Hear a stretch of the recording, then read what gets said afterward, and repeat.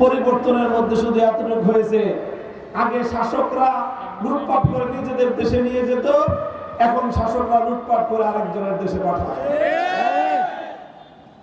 এই জন্য বাংলার মানুষ রক্ত দেয় নাই, এই জন্য বাংলার মানুষ লড়াই করে নাই।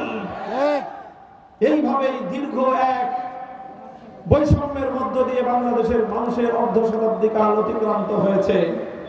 দীর্ঘ এই সময়ে যেই রাজনৈতিক বন্দোবস্ত বাংলার মাটিতে প্রতিষ্ঠিত হয়েছে, এই রাজনৈতিক ব্যবস্থার কাঁধে বরাবরের মতো দুইটি ভূত সওয়ার হয়েছে। কয় ভূত? কয় ভূত? এক নম্বর ভূতের নাম হলো বাংলাদেশের রাজনীতির উপর সন্ত্রাস এবং গুন্ডামির ভূত সওয়ার হয়েছে। দুই নম্বর ভূত হলো বাংলাদেশের রাজনীতির উপর দুর্নীতি এবং লুটপাট তন্ত্রের ভূত সওয়ার হয়েছে।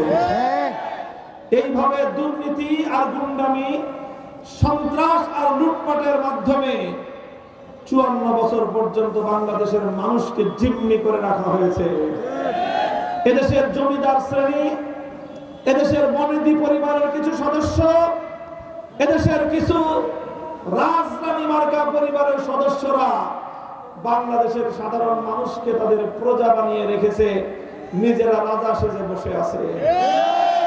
আর সেই রাজারা নিজেদের ক্ষমতার স্বার্থে একদল লাঠিয়াল তৈরি করেছে, নিজেদের ক্ষমতার স্বার্থে একদল গুন্ডা মাস্তান তৈরি করেছে, নিজেদের ক্ষমতার লাঠিয়াল হিসেবে হেলমেট বাহিনী তৈরি করেছে, ক্ষমতার স্বার্থে হাতুড়ি বাহিনী তৈরি করেছে।